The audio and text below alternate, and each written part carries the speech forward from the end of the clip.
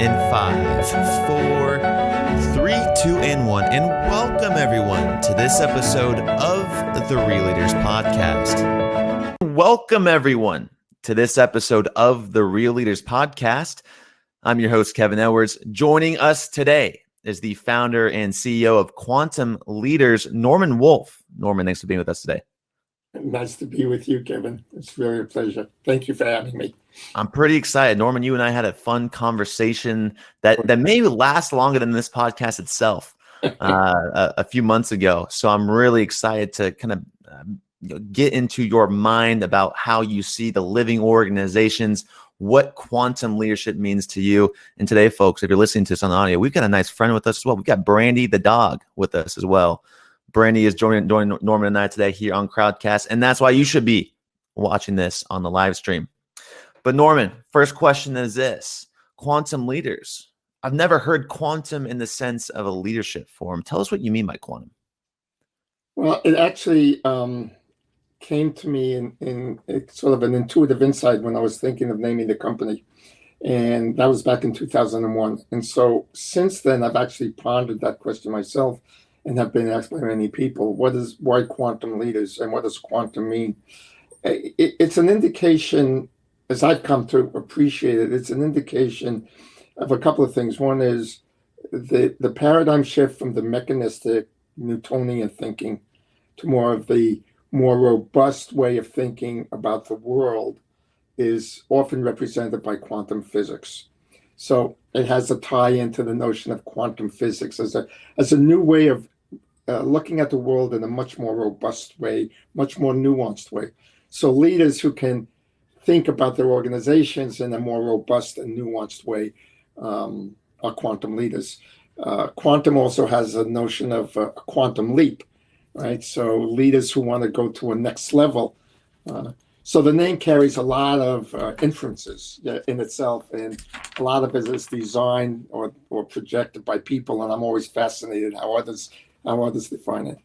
I think the bottom line is we view every person as a potential leader, mainly because if you look at the definition of leadership, it's someone who influences others. And everybody influences someone somewhere along their line of their lives. And so a quantum leader who is somebody who has a really positive impact on others in a conscious way. Okay. So maybe help me understand how you perceive normal leaders or normal organizations that are not quantum leaders or do not have a quantum way of thinking about their organization. A good way to look at it is, I've been using this metaphor recently, and let me see how it lands.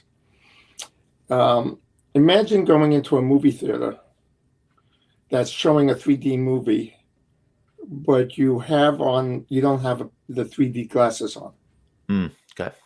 Now you can see sort of the basic outline of the movie, and you can sort of tell what's going on. I like that. But it's more like 1 or 2 dimensional. You put on the glasses, and all of a sudden things look different. Quantum leaders or those regular leaders see life through a certain lens. And it's not bad. It shows kind of some of the stuff that shows up, but it's not as deep and robust, as nuanced, as significant. And they miss a lot. And then what they miss is the underlying forces or dynamics that impact how they're influencing others, how they are creating outcomes. And so putting on the lens, you've got a lot more, how shall I say it? A lot more resources you can use because you understand and see things completely differently. So a quantum leader has the ability to see the range of dynamic forces that are impacting how people work together and how they get outcomes. Yeah, there was a quote I liked the other day, and it was very similar to what you had just said.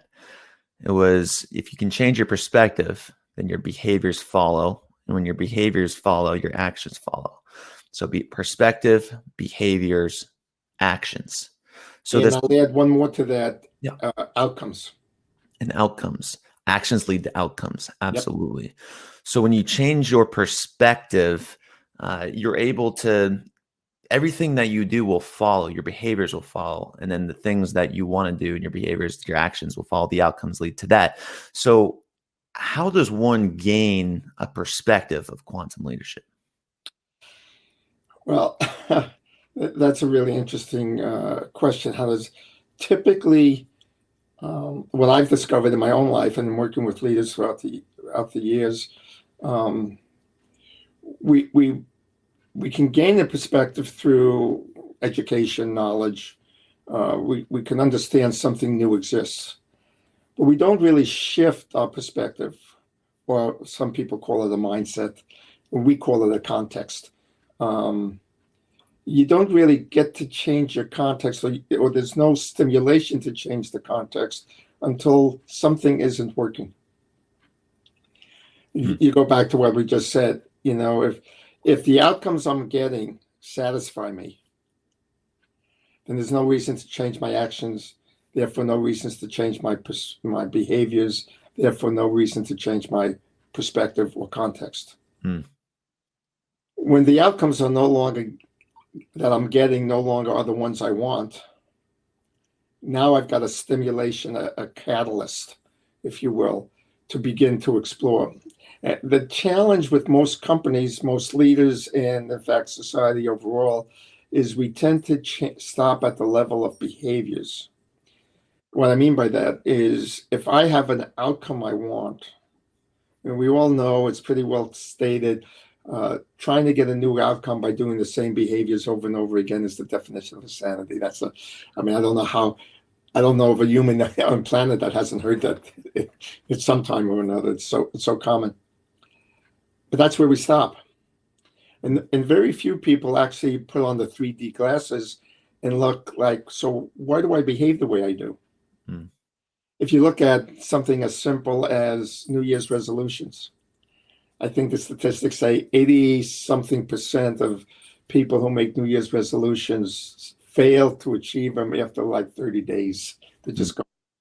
Right? It's not like we don't want to change our behaviors, but something is stopping us. And that's one of the, what we call the power of context, this power of understanding behaviors flow out of our perceptions, our worldviews, or as I said, we call it context. And until we learn how to consciously work with context, there's very little hope of actually changing anything. When it comes to outcomes and changing your perspective to get that outcome, what are some of the misconceptions or the challenges of setting the right perspective for that outcome? I.e., if I want to be healthy, people that set the New Year's resolution, right? They'll say, I want to lose 20 pounds. Except that we all know that's the wrong goal to be setting. The right goal to be setting is you should be trying to live a healthy lifestyle, because you reach those 20 pounds of lost weight, and then you go back to your normal behaviors. Your perspective changes. I've already reached it. When it comes to outcomes and the goals that people should be setting, or the mindset that they should be in, how does a quantum leader need to be thinking?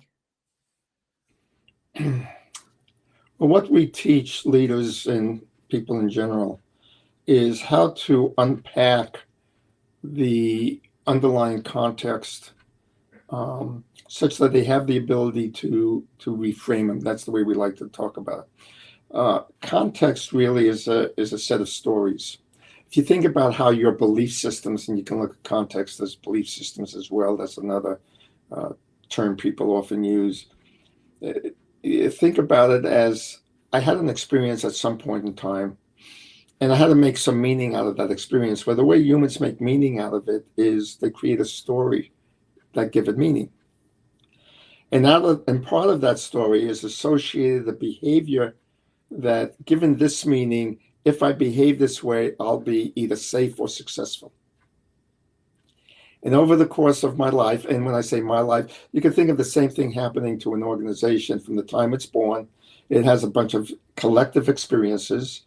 It creates a meaning of what that experience means to their health and well-being, and creates a set of behaviors. Over time, those sets of behaviors form into patterns we call culture. It's the same thing with a human or an organization or a collective, I often call it. The question is, if I really want to change my outcomes, and as you point out, we got to change the behavior, we got to understand the nature and dynamics associated with this meaning-making, story-making part of our psyche.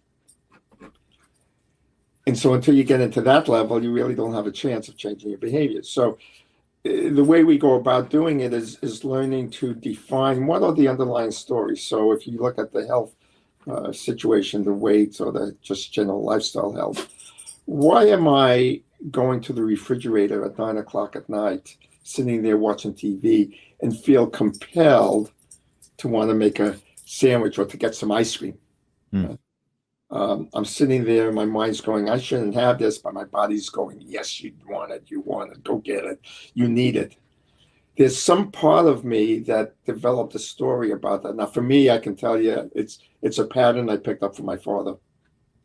I watched him at night, and he would nosh, he'd eat ice cream, he'd eat cakes, Inside of me, I have a part of me that says that's the way you live. That's normal behavior.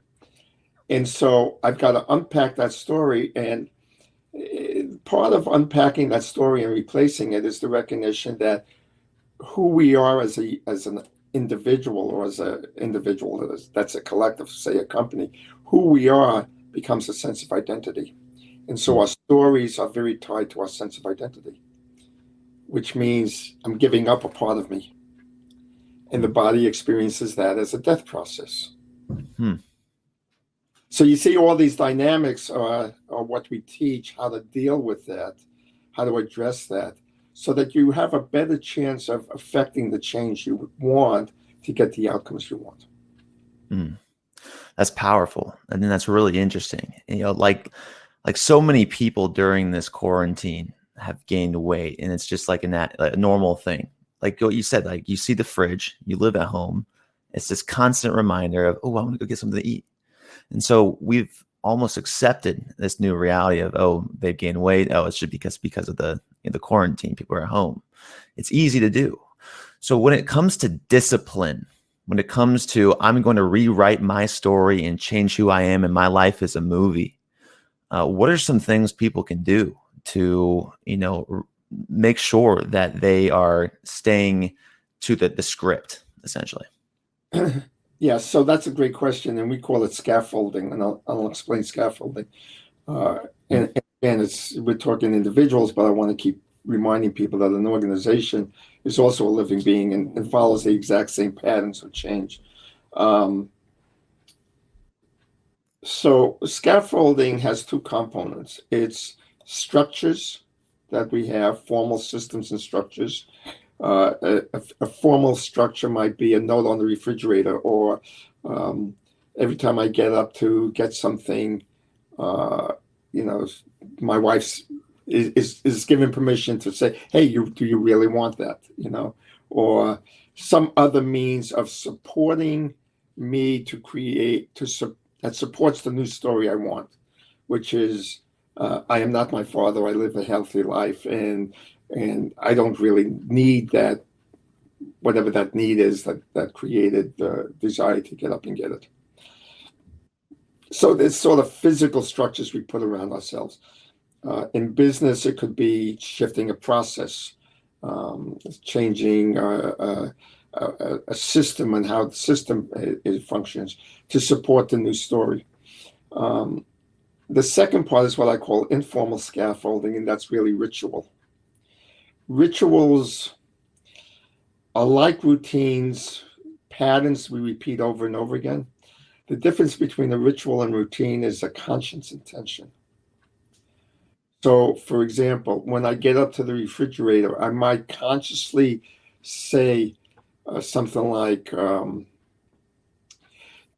use this example, it might be something like, I bring an attention to the act of getting up and asking the question, is this good for me? Or is this in my highest and best well-being? And then I put myself at a point of choice. I consciously choose at this moment to rewrite my story and to behave differently. Mm. That's that kind of ritualistic orientation to it, where you're bringing conscious intention to the action. Changes is what re-empowers the new story, supported by external structures, and combine those what we call setting up the scaffolding. And we do that in business all the time with different rituals and establishing new rituals that support a new story. So when it comes to this living organization, you're processing, going in, hey, this is a new strategy you could use. It's more focused on the people within the actual business. This is how we change behaviors. This is how we write your own script. This is how we change your perspective to have your people change their behaviors, to make them do the actions you want to achieve the outcomes. Is that kind of a fair consensus? Yes and no. Simplified. There's a little nuanced difference between what you said and what we do. If you think, so you've heard me talk about a collective as a living being. That's really not insignificant. It's really an important element. Think about any organization and keep it small, like a department or a team. If you step back, you can observe that the team operates as a collective. That department, sales department, has a different personality, a different persona, a different worldview, if you will, than, say, the accounting department. And everybody kind of assumes that, right? But they don't recognize how significant that is. When when an individual is part of a collective, because we have one of the three innate needs of human beings is a sense of belonging, we naturally begin to assume the persona or integrate the persona of the collective into our individual personas. We become part of, and literally we mean that. If I'm living in New York, I have one persona than if I live in the Pacific Northwest. It's just the way of life. It's like the energy pattern of the collective influences my personal energy patterns. Right. That's significant because as a leader, I don't have to, and this is where the difference between what you said and how we approach it, I don't have to worry about all of the individuals, which could be hundreds or thousands or hundreds of thousands of individuals in my organization. I focus on the collectives of which those individuals work. So if I want to change, say, the behavior of a sales department, I'm not so much worried about the behaviors of the individuals in the sales department. I focus on the collective patterns of the collective individual called sales department. And I even work with clients, and I to help them get their minds around this concept, I say, give the department a name, not just sales. Is it Joe or Sally? Is it female or male? What's its personality? Define its attributes.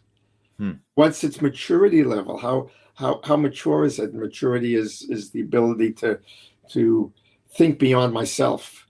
Right? It's not all about me and mine, which is a very young child, but it's about the collective. It's about me being part of something bigger, other people's points of view I can accept and at least process. I don't have to agree with them. Those are mature people who can think beyond the here and now and the next quarter, but can think about what's life going to be a year from now or 2 years from now, and how is my decision going to impact. So when we talk about maturity levels, we're really talking about those two dimensions of space, which is about me and mine, or us or we, versus, and the other dimension is the time dimension, here and now versus long term. As the Native Americans like to talk about it, is I decide for 7 generations out. So when I look at an organization, I'm looking at the collective I'm working with, which could be a department, it could be a team, or it could be the organization as a whole. And I begin to define its personality. And to help people realize the reality of that statement, think about the Mac versus PC advertisements of not too many years ago. The Mac person was shown as this young, hip person, kind of just like I am, and the PC was wearing a suit and a tie and a little bit more rigid looking. And that's because they have personalities. So we apply what I said about outcomes, behaviors, context to the collective. We look at the underlying collective's personality context or their stories, what makes them feel as a collective they can be safe and successful. And we unpack that and look at the scaffolding that exists, both formal and informal, that support the existing story. And we begin to create change initiatives to address those elements. And then the behaviors naturally follow, the sustainable, and the outcomes we want get achieved almost effortlessly. Okay. So if the environment dictates the culture, it's kind of similar to what you're saying. So you think about a sales team and you think about a development team for a software company. Mm-hmm. The tech guys, the coders, they're going to have a different mentality than the salespeople who just want to make money and believe they're the lifeblood of the company and this is what makes the company run. And the tech guys are saying, no, we are what makes the company run. And you're trying to basically bring or establish or define these two groups to help these leaders define these two groups to maybe find some connection or symbiosis between these two to help them change their own perspectives to achieve that common outcome?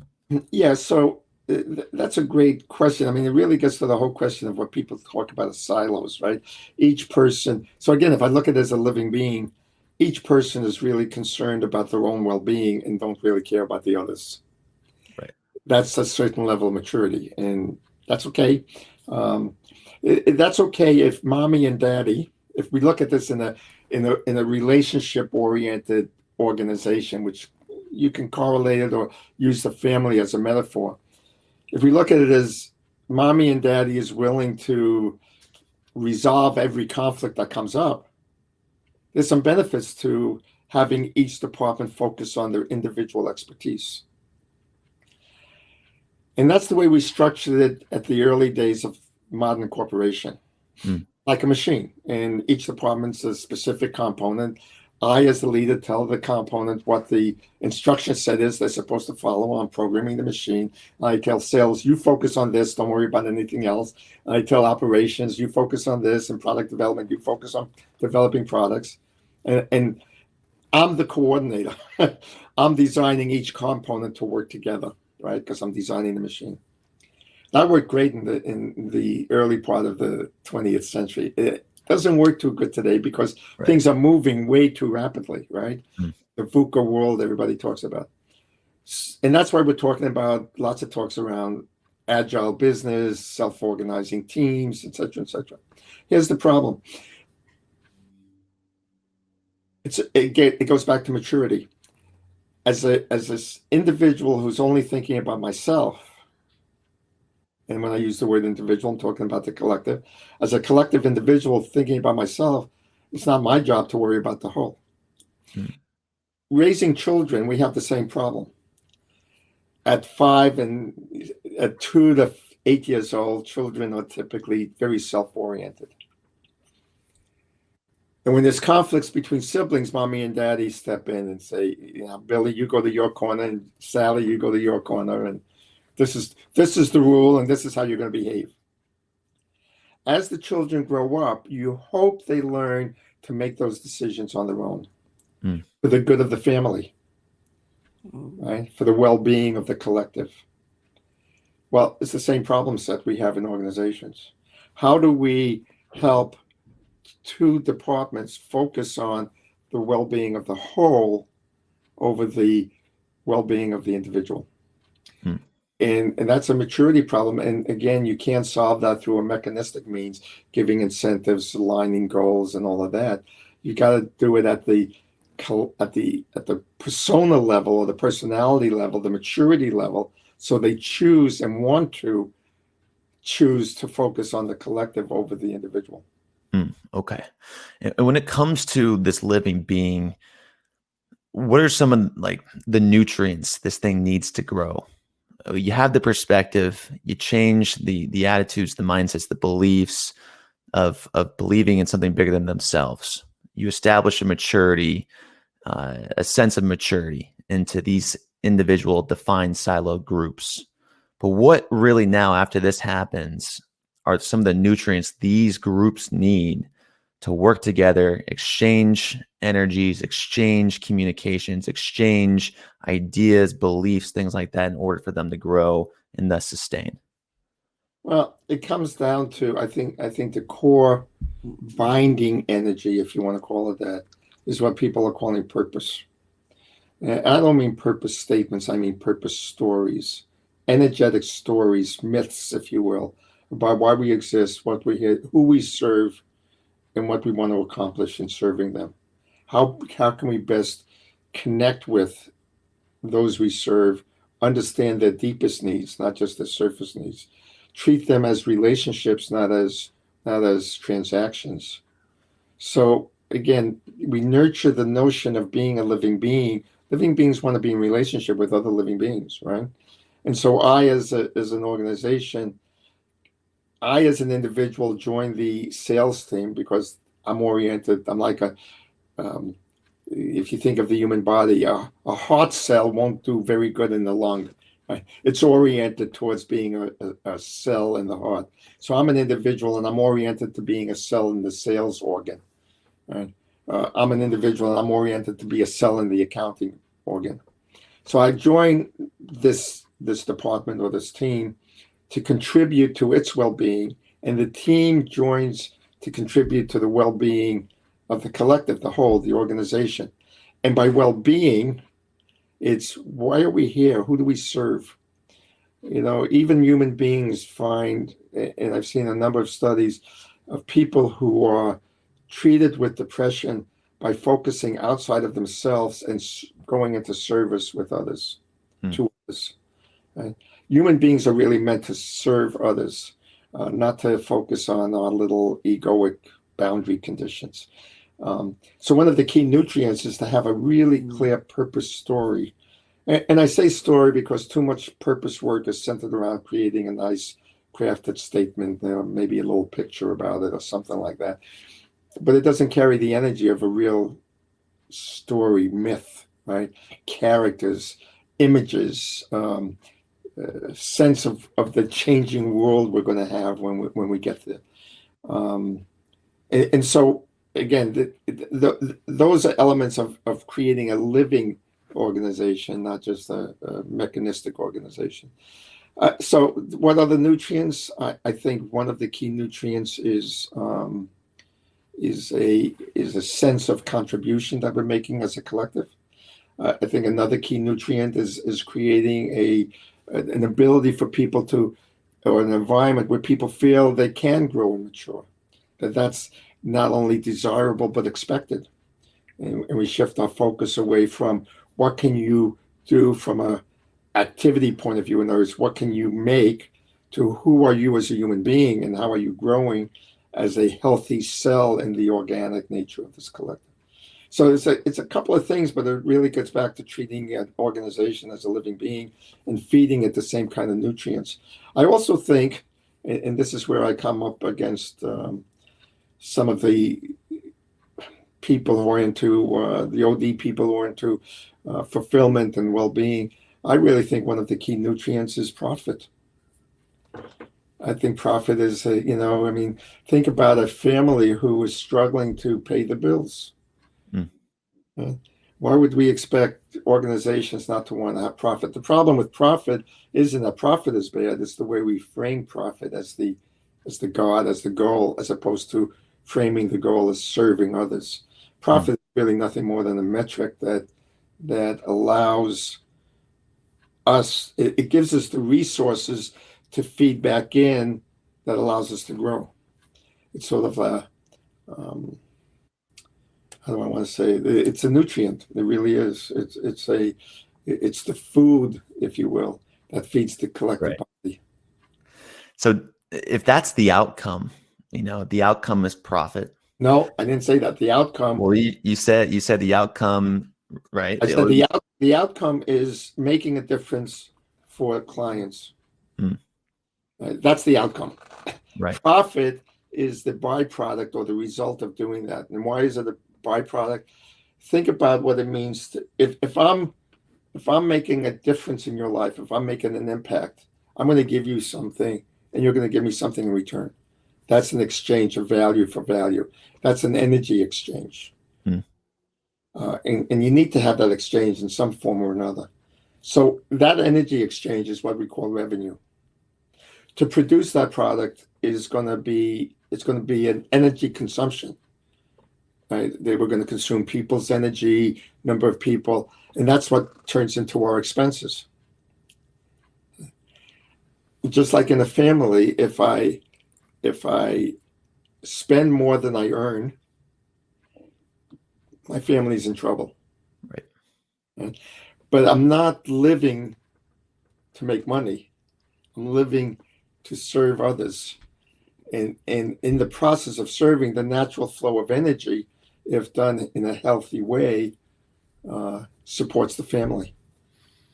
So the purpose, the outcome, this is where it gets confusing. Too many people think and this is where profit got out of whack. It began to focus as the end in itself. A good example of that is how the finance world worked. At one point in time, back when people bought stock in companies, back in Hudson Bay Company days and all of that, the investor was investing in the entrepreneur because they believed the outcome of the entrepreneur was going to serve society.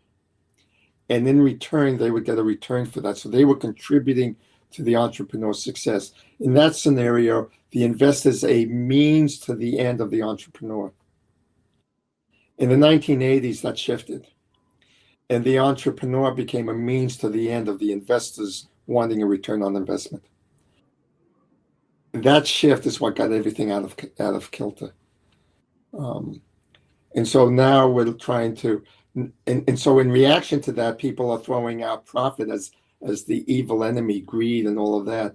And that's shifting the balance in the wrong way. It's throwing the baby out with the bathwater. What we're trying to do is simply reorient it and turn it back around to where the entrepreneur or the company is making a difference for society, and the investor or the money's coming in to support that. It's a means to the end. So I just wanted to clarify that shift because I think it's really important. Definitely clarified it. Yeah, absolutely. And so what I think the crux of this is from what I'm listening is maturity. And if maturity is defined as leading or creating a better life for the next generation, let's say, serving a higher purpose more than just yourself, money could be a part of that. Yep. Money could contribute to a better life for your family, your kids, your communities, their education as well. But it's working for a higher purpose. With that in mind, though, maturity is easier, said than done, right? Oh, yeah. It's one of those things we've all worked on teams here. People listening to this have all worked in teams. I like to maybe give the analogy of a sports team. And, being, captain of many, many sports teams, you are most likely the glue guy, the one that gets it, the one that the coach is going to rely upon, the one that's going to actively, take a sacrifice, take less shots, play harder defense, set screens to make sure that the team can win versus trying to get as many points. When it comes down to those organizations, not everyone's going to be mature. There's going to be people that are going to take selfish shots. There's going to be people that are going to say, hey, I'm in it for the money. How do you influence, if you are a mature leader, influence the hot shots, the people that have a lot of skill, the people that are trying to make as much money as possible to realize that if we all work together, it's going to be more beneficial for all and for yourself as well? Well, I wish I had a very simple answer to that very important and significant topic. It's again, I'll go back to, if we think about the organization as a living being, a team, I like to look at a department or team because it's a little bit easier to get our heads around the concept. Than a multinational organization that's got hundreds of thousands of people and tens of divisions and business units and so forth. But if I'm a leader and I'm looking at the team I'm leading or the department I'm leading,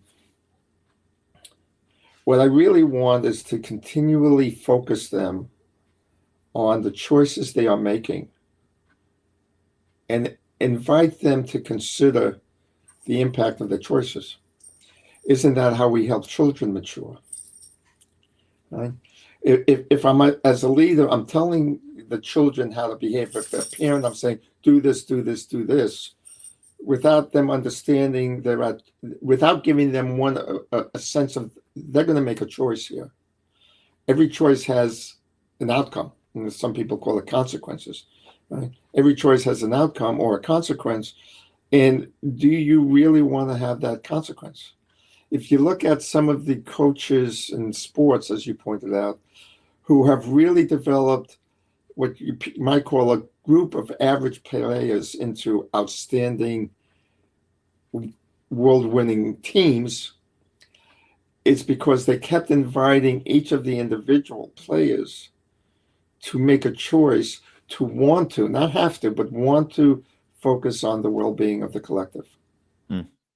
And just like in raising a family, we look at moments of conflict or tensions, differences, as the opportunities to help people make that choice.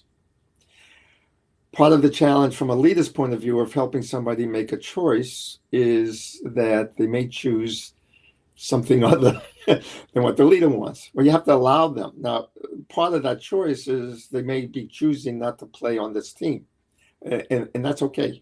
We've got to allow that.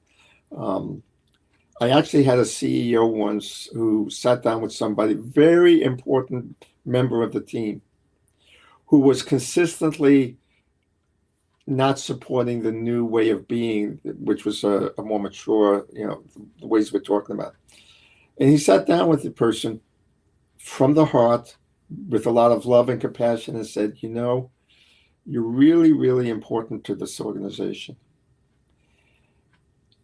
And I'm really going to be sad to see you go if you choose to continue, but it's your choice. It's really your choice. You see how that shifts the conversation, just that little example. That's how you help people mature. You can't force them to mature, but you can give them the opportunity to expand their viewpoints, to expand their perspectives, which is really another way of saying maturing. To expand their what's important to them, the collective or the self. And that's how you help them mature. And if you do that consistently, doesn't take long, one or two of those conversations, and you'll know whether they're going to play along or not, or step up or not, if you want to use that term. And eventually you'll have an organization that is operating in a more mature way. And I'll tell you from my own experience over the many years I've lived, maturity is a never-ending journey. Oh yeah, absolutely. You're constantly expanding. I'm constantly expanding my level of maturity, my consciousness, my awareness, my role in life, how I relate to others. So it's a never-ending journey.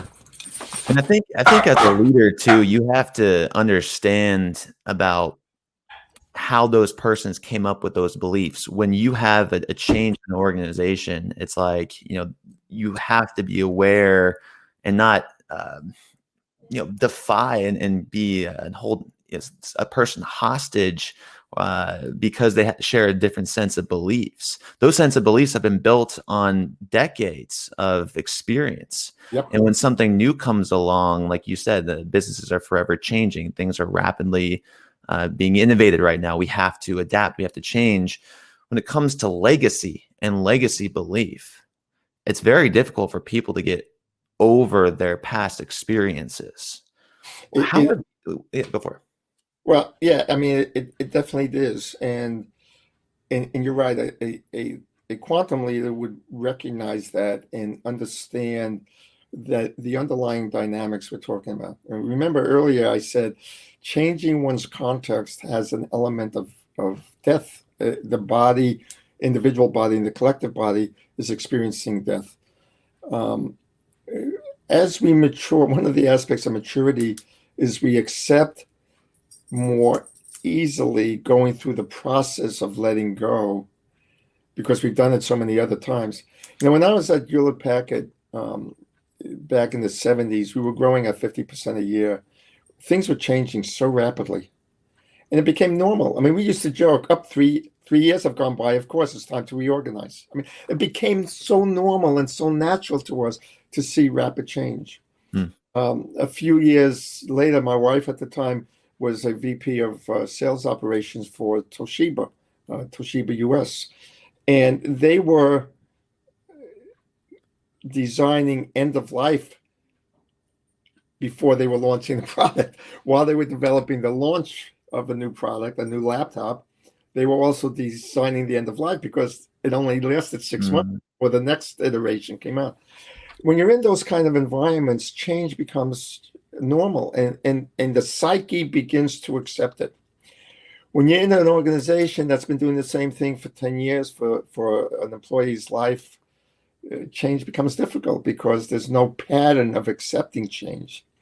And so we have to acknowledge that and go through the very thing I talked about earlier. And we have a whole process in our work of how you go about facilitating what I call the letting go process, which in many ways follows the grieving process.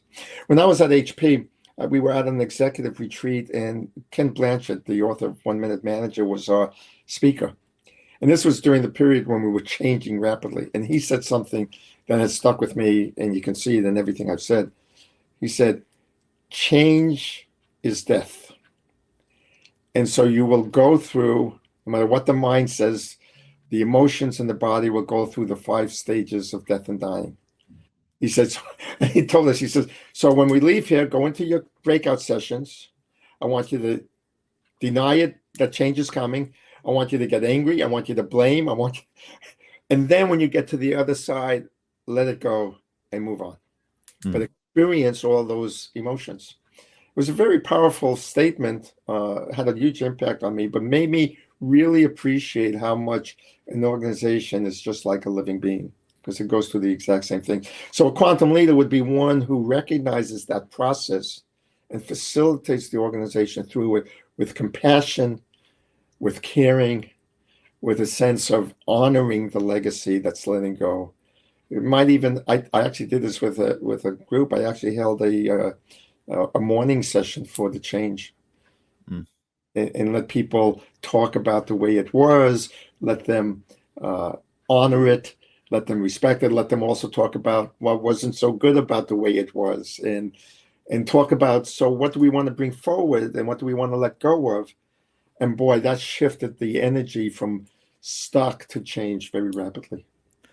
If change is death and change is also constant, are you developing a living organization or a dying one?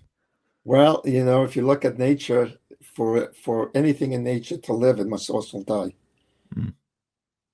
So life and death are really two sides of the same coin, and they are both required. To speak about it in somewhat biblical terms, you need the crucifixion before the resurrection.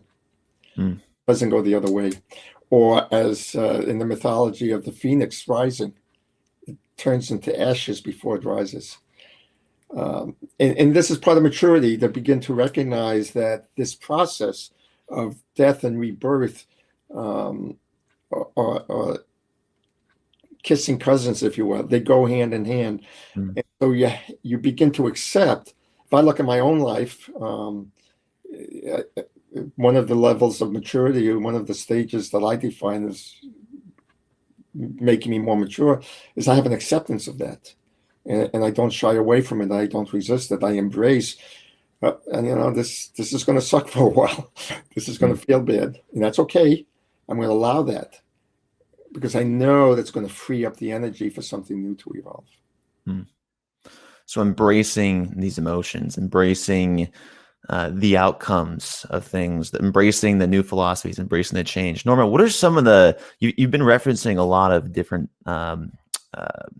religious textbooks. You've been referencing a lot of different philosophies, a lot of different cultures. What are some of the biggest cultures, philosophies, religions that have influenced you and how you think about business? My journey has been an interesting one. I've studied as you point out, many philosophies, cultures, religions, spiritual paths, scientific paths.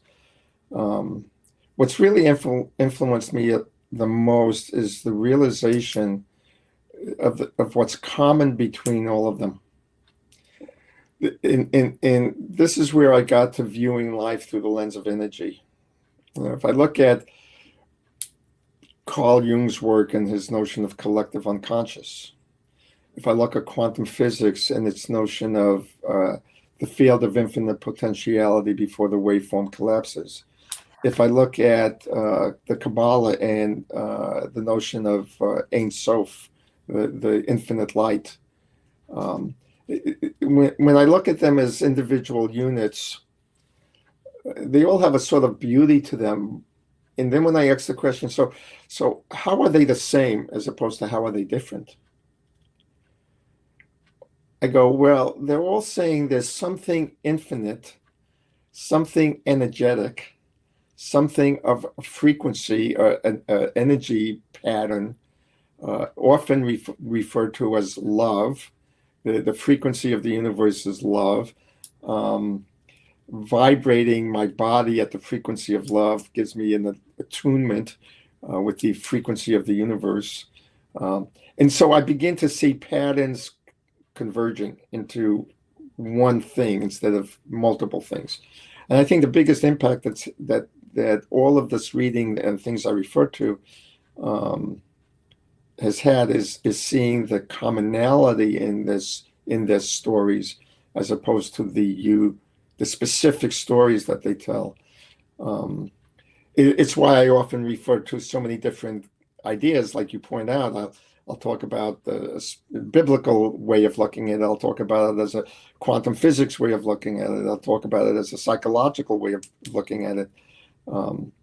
It's the essence that's underneath it all that's really the key message. So is leadership just for you influence, or is it someone who can establish a wealth of connections, an exchange of energy? Yes.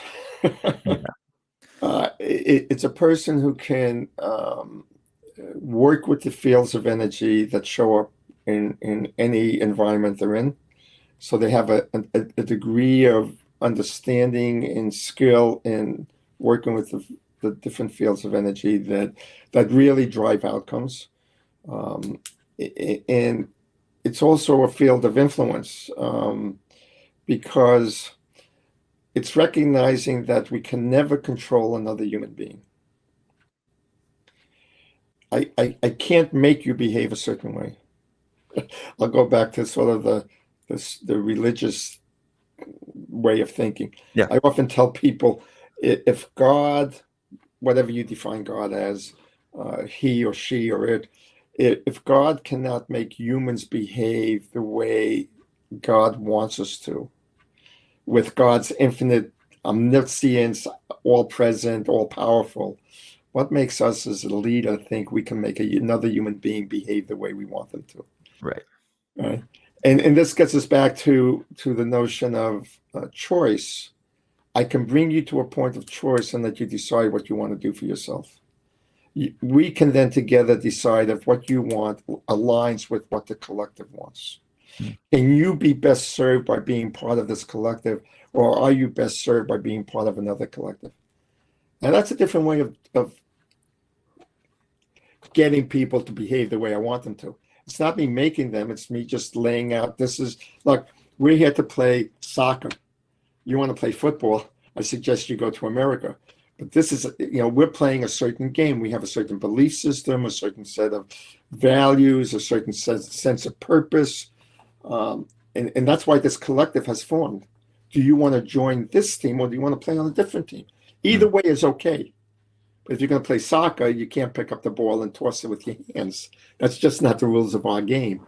And so it's that kind of orientation that I think how leaders really influence others.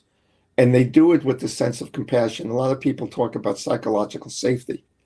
I think you can only create psychological safety if the person feels the energy of being cared for. Then they're open to changing or to considering something. they're being manipulated, controlled, influenced, cajoled, they're going to put up their protection mechanisms, and they're not going to feel safe.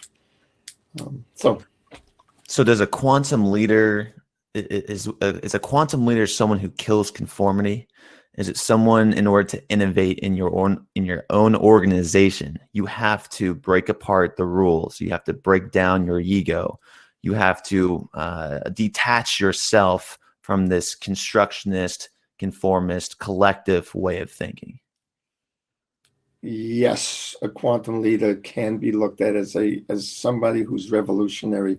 It depends on what kind of revolution they're doing. If again, it has a lot to do with, are they coming from a place, a state of being that is looking to enhance the well-being of the collective's ability, so the collective has a greater ability to achieve an impact for somebody, guiding the collective towards that outcome? Or are they just, shifting and forcing people into a way of being because that's what they want for their own ego purposes? A quantum leader is really somebody who's truly a servant leader in Meg Wheatley's concept, or Greenleaf's concept, where they are focused on service to the clients, the customers, the market segment they serve, and they're also in service to the people within the collective, with the goal of maturing them. So a quantum leader is somebody who's reached the stage of where their focus is not about my success as a leader, but the collective success, and they're willing to do whatever is necessary to facilitate that and to get everybody lined up to having that same orientation. So Norman, I'm gonna choose you as the quantum leader for this question, since you are one. We are now in a state where companies are being forced or realizing that a lot of their employees can work remotely, work at home. We knew this was coming, but we were stuck in our ways, and we say, you know what? I'm going to have all my employees meet in one location from a certain amount of time, from 9 to 5. And they're going to be in their own silos, and that's how we're going to do business, and that's what's worked in the past. So when it comes to 2021, Norman, what does a quantum-led company look like, and how do you see business evolving in terms of its culture and its structure? I think the pandemic has actually been a godsend. From the point of view, remember I talked about the phoenix has to turn into ashes before it can be reborn. The pandemic has been a major disruption to existing patterns. And when we talk, we've been talking about telework, remote work for a decade now, maybe more, probably late 90s. And there's been no movement in it. And now and there's been no movement because the pattern of success achieved in the old way has been so strong, even though it's been shown to be less than effective. I had a friend who was VP of sales of a technology company. She convinced the CEO to let her work from home. She got more work done in the hours from 8 to noon than she did in the office. She maintained a way of working with the collective, and she doubled her sales in a 3-month period, just working at home. So here's the win-win. The company got more of what the company wanted or needed. She got more of what she wanted or needed because she was really working for it. We have this mechanistic view of a person being a part of the machine, and the only way I know it's working is if they're there in front of me and I can watch them on the production line, whatever that happens to metaphorically be like, and I can control them and I can watch over them and all of that. Well, that's an old paradigm, that we've got people who are more mature than that, who don't need parental supervision, who don't need to be watched over, and we can give them more flexibility. And we can find ways to, and it changes the way we allocate accountabilities. Right? So we focus from time accountability to output accountability. I, as a consultant, I have a consulting company. We enter into a relationship with a client, and it's done by promising the client I will provide certain outcomes over some period of time that achieves the joint objectives we have established. How I do that, when I do that, they don't look over my shoulder. Hmm. Right? They don't watch my number of hours I put in. We have an agreement. This is the outcome, and this is the value of that outcome, and you're happy, and I'm happy. Right? Why can't we run companies like that? As a matter of fact, there's a very large company called Hewlett Corporation, which is used to be a refrigerator company. Now it's a very huge, wide appliance, worldwide dominant player in that field. And they have a model called Rendenhay, which is fundamentally everybody in the organization is a self-employed entrepreneur entering into contracts like a consultant would enter into a contract. And they paid micro enterprises, and micro enterprises work on a platform with others to achieve a goal to satisfy customers. The model is changing. There's no doubt in my mind. We've got a lot of people still stuck in the only way we do it is the way we've always done it. But disruptions cause us to think differently. And those disruptions give us an opportunity. And going forward in 2021, we're seeing more and more companies, more and more leaders, more and more quantum leaders recognizing there's an opportunity here to break old patterns and to finally achieve something we've talked about for a long time. Empowering individual freedoms to achieve the common collective, and letting them do the things and achieve the outcomes in the ways that works for them. Yep. I think eventually, I don't know if it's 20 years or 200 years, I think society is basically going to be a society of a complete gig economy. Everybody's a free agent. Everybody has I call it my business Inc. I, Norman Wolfe, am a independent business person, and I contract with others, enter into explicit relationships, call them contracts if you want, but about what we're going to do together, what value I contribute, and what value I'm going to get in return. And the collective's going to do the same thing with other collectives. And it's all going to be relationship based and agreement based. I like the term agreement rather than contract. Contract carries old connotations.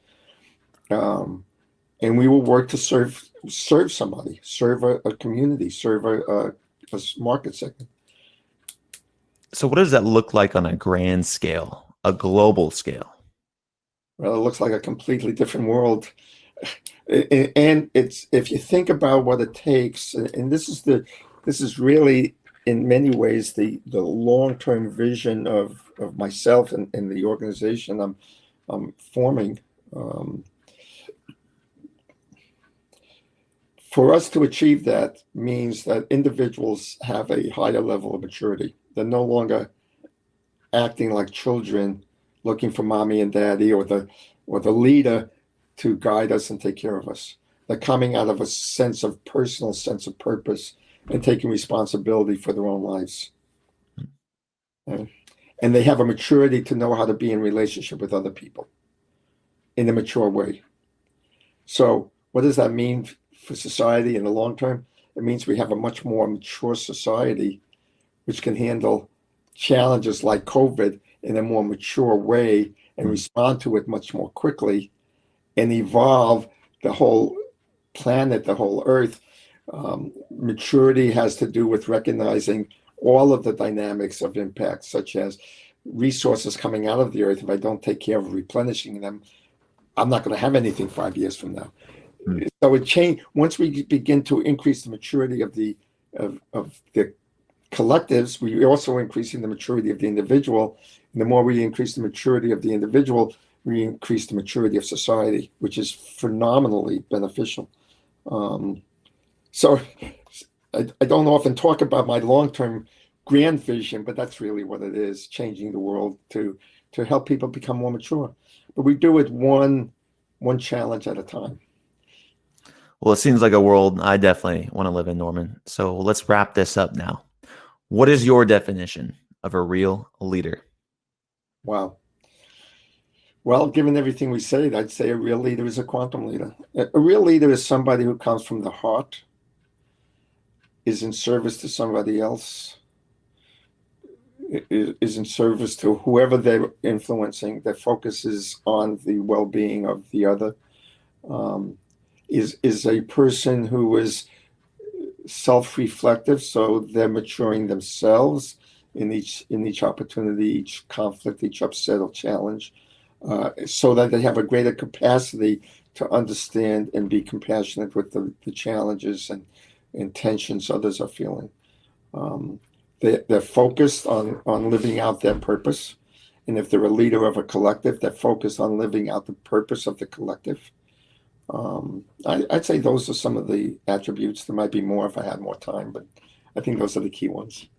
Well, Norman, it's been a pleasure speaking with you today, my friend. I knew this would be an interesting conversation, so I'm glad you were able to join us here on the Real Leaders podcast. For Norman Wolfe, I'm Kevin Edwards, asking you to go out there, live at the purpose and for the purpose of the collective.